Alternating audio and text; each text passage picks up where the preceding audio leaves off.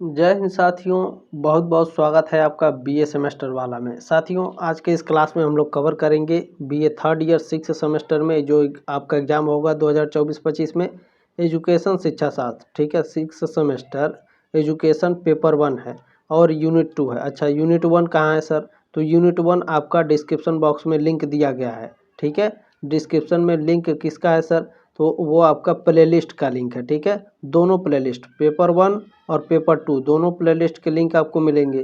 ठीक है, दोनों क्लास अटेंड कर लीजिए, बहुत ही शानदार क्लास है साथियों। ठीक है, चलिए इसमें क्या है आज 6 सेमेस्टर शिक्षा शास्त्र पेपर 1 यूनिट 2। ठीक है, अच्छा पेपर का नाम क्या है? एजुकेशनल एडमिनिस्ट्रेशन एंड मैनेजमेंट, शैक्षिक प्रशासन एवं प्रबंध। यूनिट 2 से आने वाले objective plus subjective most important question answer वो भी नोट्स के साथ आपको मिलेंगे साथियों। ठीक है, चलिए देखिए, नोट्स को मिस मत करिएगा क्योंकि नोट्स से कई सारे प्रश्न आपके एग्जाम में आते हैं। ठीक है, चलिए इसमें पहला प्रश्न क्या है सर? पहला प्रश्न आपका पूछा है, प्राथमिक विद्यालय प्रबंध हेतु गठित पीटीए का उपाध्यक्ष होता है। उपाध्यक्ष पूछा है, उपाध्यक्ष आपका कौन होता है भैया? प्रधानाध्यापक होता है। ऑप्शन नंबर सी करेक्ट है। अगला प्रश्न क्या है? प्रश्न नंबर 2 है, प्राथमिक विद्यालय प्रबंध के बच्चों के योगदान के लिए मुख्यतः कितने क्षेत्र होते हैं? तो मुख्यतः 3 क्षेत्र होते हैं। ऑप्शन नंबर डी करेक्ट है। अच्छा, कौन कौन से क्षेत्र होते हैं सर, ये भी बता दीजिए। चलिए कोई बात नहीं, वो भी मैं बता दूंगा। देखिए, प्राथमिक विद्यालय प्रबंध में बच्चों के योगदान के लिए मुख्यतः 3 क्षेत्र होते हैं। पहला है व्यक्तिगत समायोजन, दूसरा है सामाजिक दृष्टिकोण का विकास, तीसरा है आपका भावनात्मक या फिर संवेगात्मक परिपक्वता। ठीक है, अब आपके एग्जाम में पूछेगा साथियों तो आप हेडिंग डालकर लिख सकते हैं। ठीक है, प्राथमिक विद्यालय में प्रबंधन के जो 3 आपके, ठीक है, 3 आपके क्या भैया, 3 मुख्यतः जो क्षेत्र हैं आपके कौन कौन से मैंने बता दिया। अब आप सब्जेक्टिव टाइप प्रश्न भी लिख सकते हैं। ठीक है, प्रश्न नंबर 3 आपका पूछा है, विद्यालय प्रबंध हेतु शिक्षकों के लिए जरूरी दायित्व के अंतर्गत नहीं आता है। पहला है अपने ज्ञान को सीमित रखना। ठीक है, ये आपके अपने ज्ञान को सीमित नहीं रह सकते हैं। ठीक है, ऑप्शन नंबर ए आपका करेक्ट हो जाएगा। यह जो है आपका अपने ज्ञान को सीमित रखना, ठीक है, यह आपका जरूरी दायित्व के अंतर्गत नहीं आता है शिक्षकों के लिए। ठीक है, चलिए 4 नंबर प्रश्न क्या है भैया, विद्यालय प्रबंध के लिए मुख्यतः कितने प्रकार के संसाधनों की आवश्यकता होती है? तो विद्यालय प्रबंध के लिए मुख्यतः जो आवश्यकता होती है 3 प्रकार के संसाधनों की आवश्यकता होती है। अच्छा, वो 3 संसाधन कौन से भैया? चलिए वो भी मैं आपको बता देता हूँ।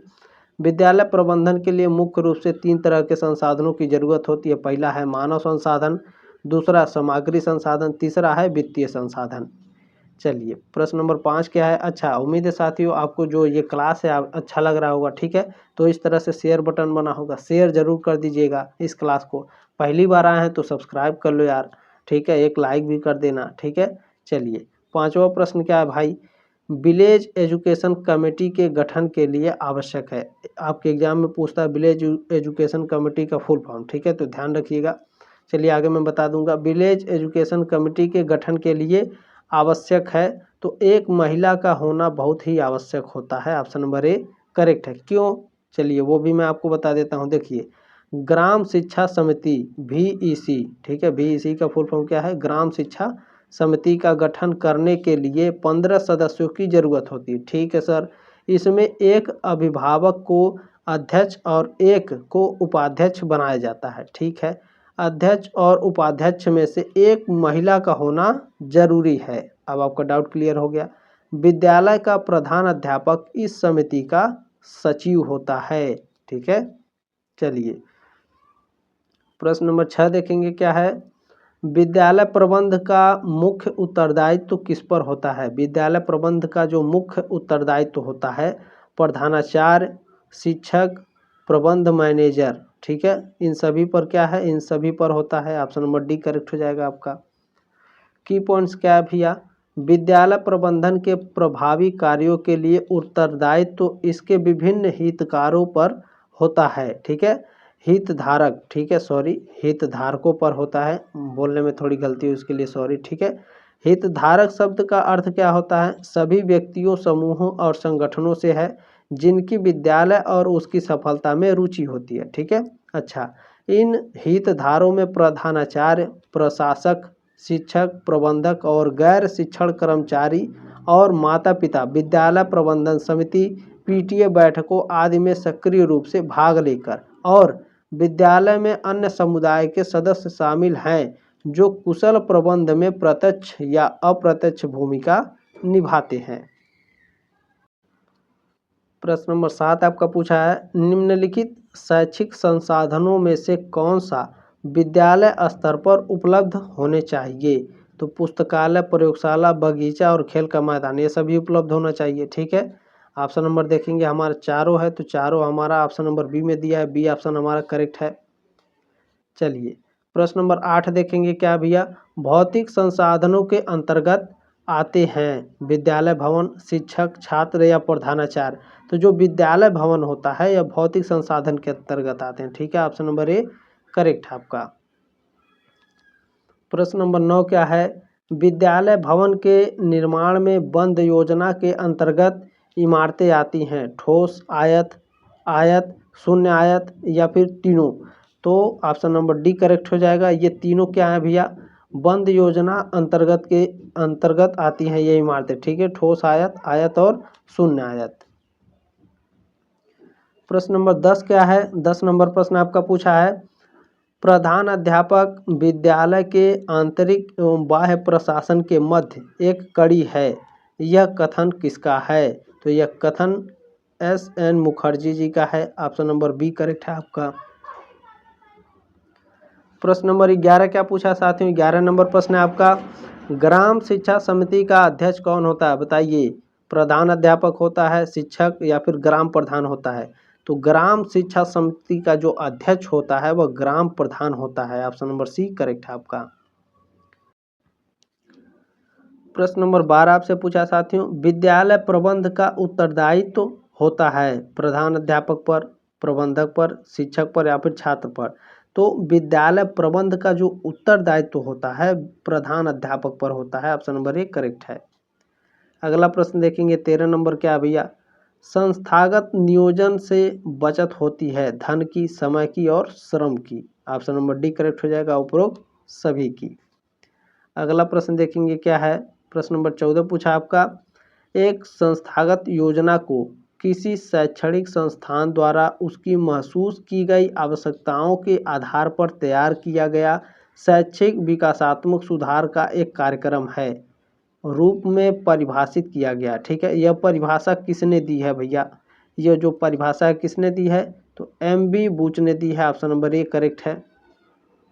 चलिए 15 नंबर प्रश्न क्या भैया, प्रश्न नंबर 15 आपका पूछा है, संस्थागत में 3 मुख्य तत्व शामिल हैं जो हैं, बताइए संस्थागत में 3 मुख्य तत्व शामिल हैं, कौन कौन से शामिल है भैया बताइए? तो योजना, मूल्यांकन और समीक्षा जो होता है संस्थागत के ये 3 मूल तत्व होते हैं। ठीक है, ऑप्शन नंबर सी करेक्ट है। चलिए अगला प्रश्न देखेंगे क्या है, प्रश्न नंबर 16 आपका पूछा है, वेबस्टर इंटरनेशनल डिक्शनरी 1981 योजना को परिभाषित करती है। तो योजना बनाने या क्रियान्वित करने की एक क्रिया या प्रक्रिया के रूप में करती है। ठीक है, ऑप्शन नंबर बी करेक्ट है। चलिए अगला प्रश्न देखेंगे 17 नंबर क्या है, भारतीय आयोग 1964-1966 का मानना है कि प्रत्येक शैक्षिक संस्थान कैसे हैं भैया? तो अपने मौजूदा संसाधनों के भीतर शिक्षा का गुणवत्ता में सुधार के लिए बेहतर योजना और कड़ी मेहनत। ऑप्शन नंबर बी करेक्ट है आपका। याद रखिएगा, बहुत ही शानदार प्रश्न है, दोनों जो मैंने पढ़ाया है ये दोनों आएंगे आपके एग्जाम में। 18 नंबर प्रश्न क्या है, विद्यालय में मानवीय संसाधन का अंग है शिक्षक, छात्र, समुदाय या फिर सभी? तो ये सभी क्या है भैया? ये सभी मानवीय संसाधन का अंग होते हैं विद्यालय के। ठीक है, शिक्षक, छात्र और समुदाय। 19 नंबर प्रश्न क्या है, निम्नलिखित कथन किसका है? यह किसने कहा था भैया कि मानवीय संसाधनों का प्रबंध वह सार्वभौमिक तकनीकी है जो विद्यालय से संबंध मानवों से सर्वाधिक सहयोग प्राप्त कर संपूर्ण समाज तथा राष्ट्र की आकांक्षाओं की पूर्ति करती है। तो यह कहा था O.P. शर्मा ने। ठीक है, 19 का ऑप्शन नंबर डी करेक्ट है। प्रश्न नंबर 20 क्या है आपका? प्रश्न नंबर 20 पूछा है आपका, प्रधान अध्यापक में निम्नलिखित में किन गुणों का होना आवश्यक है? तो वह सुगमकर्ता होना चाहिए, बिल्कुल, प्रेरणादायक भी होना चाहिए, नेतृत्व की क्षमता के लायक भी होना चाहिए। ऑप्शन नंबर डी करेक्ट हो जाएगा, ठीक है सभी। अगला प्रश्न क्या है आपका? प्रश्न नंबर 21 आपका पूछा साथियों, इसमें मैं थोड़ा चेंज करूंगा, ठीक है। चलिए 21 नंबर प्रश्न देखेंगे क्या है। मानवीय प्रबंधन के घटक हैं विद्यालय, भवन, पुस्तकालय, फर्नीचर या फिर शिक्षक, बच्चे और समुदाय। तो मानवीय प्रबंध के जो घटक होते हैं वह बच्चे, शिक्षक और समुदाय होते हैं, ठीक है। ऑप्शन नंबर डी करेक्ट है आपका। चलिए 22 नंबर प्रश्न क्या है आपका? संस्थागत नियोजन है दीर्घकालिक ही हो सकता है या फिर केवल अल्पकालिक होता है या फिर अल्पकालिक और दीर्घकालिक होता है। तो संस्थागत नियोजन जो होता है अल्पकालिक और दीर्घकालिक दोनों होता है, ठीक है। ऑप्शन नंबर सी करेक्ट है आपका 22 का। प्रश्न नंबर 23 क्या है? प्रश्न नंबर 23 पूछा है, नियोजन प्रक्रिया का अर्थ है। नियोजन प्रक्रिया का अर्थ क्या होता है भैया? बताइए। योजना बनाना, लक्ष्य से लक्ष्य को प्राप्त करना, विकास का कार्यक्रम या फिर बनाने की प्रक्रिया होती है नियोजन। तो नियोजन प्रक्रिया का जो वास्तविक अर्थ होता है विकास का कार्यक्रम होता है। ऑप्शन नंबर सी करेक्ट है आपका। अगला प्रश्न देखेंगे क्या है? 24 नंबर प्रश्न है आपका, रणनीतिक योजना को क्या कहा जाता है भैया? तो रणनीतिक योजना को अल्पकालिक योजना कहा जाता है। ऑप्शन नंबर बी करेक्ट है आपका। की पॉइंट्स याद रखेंगे, रणनीतिक योजना को अल्पकालिक योजना के रूप में भी जाना जाता है। रणनीतिक योजना अल्पकालिक सामरिक व्यापार योजना से जुड़ी होती हैं। यह व्यापार जगत के नेताओं को रोजमर्रा के निर्णय लेने में मदद करती है। रणनीतिक योजना अक्सर दीर्घकालिक होती है। इसमें संगठनात्मक कार्रवाई के कदम भविष्य में 2 से 5 साल तक स्थापित किए जाते हैं, ठीक है। चलिए 25 नंबर प्रश्न क्या है? संस्थागत नियोजन का लक्ष्य। तो संस्थागत नियोजन का लक्ष्य क्या है भैया? तो योजना की तैयारी में प्रत्येक शिक्षक को शामिल करना अनिवार्य होता है संस्थागत नियोजन में, ठीक है। लक्ष्य होता है संस्थागत नियोजन का जो लक्ष्य होता है क्या होता है? योजना की तैयारी में प्रत्येक शिक्षक को शामिल करना। चलिए अगला प्रश्न क्या है? 26 नंबर प्रश्न है, यह किसने कहा कि, बताइए यह किसने कहा भैया कि समुदाय सबसे छोटा ऐसा क्षेत्रीय समूह है जिसके अंतर्गत सामाजिक जीवन के समस्त पहलू आ सकते हैं। तो किंग्सले डेविस ने कहा था भैया, ठीक है। के डेविस ने, ऑप्शन नंबर ए करेक्ट है। याद रखिएगा, वेरी वेरी मोस्ट इंपॉर्टेंट है, ये प्रश्न आएगा आपके एग्जाम में, ठीक है, 100%। चलिए की पॉइंट्स है, समुदाय के 2 आधार होता है। आपके एग्जाम में पूछता है समुदाय के कितने आधार होते हैं? 2 आधार। कौन कौन से? स्थानीय क्षेत्र और सामुदायिक भावना। प्रश्न नंबर 27 क्या है आपका? अभिभावक शिक्षक संघ का अध्यक्ष कौन होता है? अभिभावक शिक्षक संघ का जो अध्यक्ष होता है अभिभावक होता है, जिसे प्रधानाचार्य बोलते हैं, ठीक है। ऑप्शन नंबर बी करेक्ट है आपका। चलिए की पॉइंट्स क्या है आपका? अभिभावक शिक्षक संघ पीटीए के अध्यक्ष विद्यालय के प्रधानाचार्य होते हैं। इसके अलावा पीटीए में ये सदस्य होते हैं, कौन कौन से भैया? पीटीए में कौन कौन से सदस्य होते हैं? उपाध्यक्ष, सचिव, कोषाध्यक्ष, 15 अभिभावक प्रतिनिधि होते हैं और 5 अध्यापक प्रतिनिधि होते हैं, ठीक है। ये पॉइंट्स याद रखिएगा, बहुत ही वेरी वेरी मोस्ट इम्पोर्टेंट है, ठीक है। अच्छा, इसका पीडीएफ कैसे मिलेगा सर? पीडीएफ मिलेगा आपको, टेलीग्राम ग्रुप का लिंक दिया गया डिस्क्रिप्शन बॉक्स में, टेलीग्राम ज्वाइन कर लीजिए आप, पीडीएफ आप डाउनलोड कर लीजिए, ठीक है। आप रिवीजन करते रहिएगा, आपको नोट्स भी मिल जाएंगे। 28 नंबर प्रश्न है, विद्यालय में प्रमुख मानवीय संसाधन है। प्रधान अध्यापक होते हैं, छात्र होते हैं या फिर शिक्षक या फिर सभी। तो विद्यालय में जो प्रमुख मानवीय संसाधन है वह ये सभी हो जाएंगे, ठीक है। प्रधान अध्यापक, छात्र और शिक्षक। 29 नंबर प्रश्न क्या है भैया? लाइब्रेरी शब्द की उत्पत्ति लीबर शब्द से हुई है, ठीक है। यह किस भाषा का शब्द है? अंग्रेजी, फ्रेंच, लैटिन या यूनानी? तो लैटिन भाषा का शब्द है भैया। ऑप्शन नंबर सी करेक्ट है आपका। बहुत ही शानदार नोट्स है, ध्यान दीजिएगा। लाइब्रेरी शब्द की उत्पत्ति लैटिन शब्द लीबर से हुई है, ठीक है। लैटिन में लीबर का मतलब क्या होता है भैया? पुस्तक। लैटिन भाषा में लीबर का मतलब क्या होता है? पुस्तक। वहीं अंग्रेजी में लाइब्रेरी का मतलब क्या होता है भैया? किताबों की दुकान। लाइब्रेरी शब्द फ्रेंच शब्द लिब्रा का भी समानार्थी है, ठीक है, ध्यान रखिएगा। चलिए 30 नंबर प्रश्न क्या है भैया? संस्थागत योजना निर्माण राष्ट्र विकास में मील का पत्थर है तथा राष्ट्र की प्रगति का भविष्यगत द्योतक है, यह कथन है।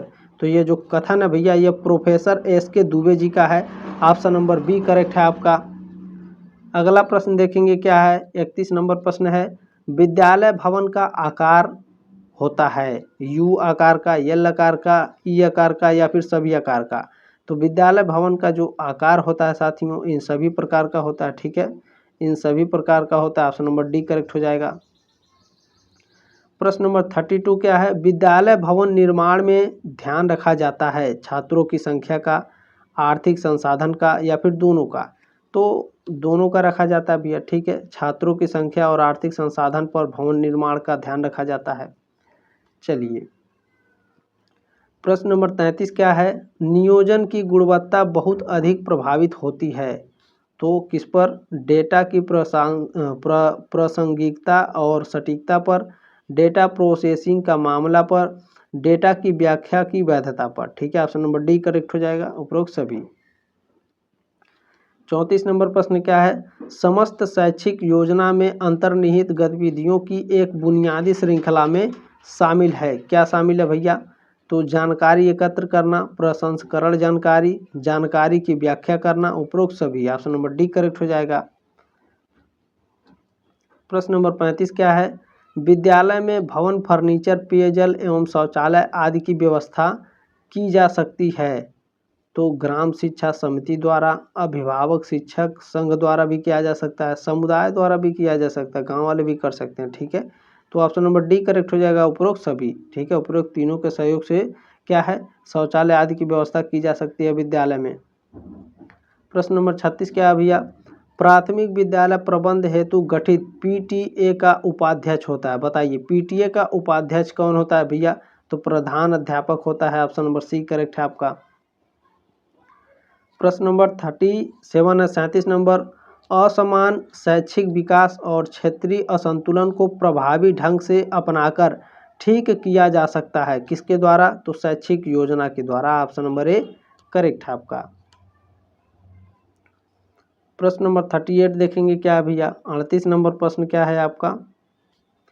एक अच्छी योजना हमेशा किसका परिणाम होती है? जो एक अच्छी योजना होती है वैज्ञानिक प्रक्रियाओं का परिणाम होता है, व्यापक प्रक्रियाओं का और व्यवस्थित प्रक्रियाओं का, इन तीनों का होता है, ऑप्शन नंबर डी करेक्ट हो जाएगा, उपरोक्त सभी। प्रश्न नंबर 39 क्या है?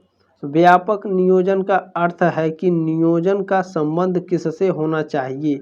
नियोजन का संबंध शिक्षा के सभी स्तरों से, शिक्षा के सभी पहलू से, शिक्षा के सभी घटक से, ऑप्शन नंबर डी करेक्ट हो जाएगा, उपरोक्त सभी। चलिए प्रश्न नंबर 40 क्या है भैया? 40 नंबर प्रश्न है, यदि एक बालक कक्षा में स्वच्छता के साथ नहीं आता है तो क्या करेंगे हम उसे डांट लगाएंगे या फिर शाला से निकाल देंगे या फिर पाठशाला, ठीक है, शाला यानी स्कूल से निकाल देंगे, उसे स्वच्छता के लाभ बताने चाहिए, ये भी हम करेंगे, बिल्कुल ये करेंगे, ठीक है, ऑप्शन नंबर सी करेक्ट है आपका, ठीक है। यदि बालक कक्षा में स्वच्छता से नहीं आएगा तो हम उसे क्या करेंगे? स्वच्छता के लाभ के बारे में बताएंगे, ऑप्शन नंबर सी करेक्ट है साथियों आपका, ठीक है।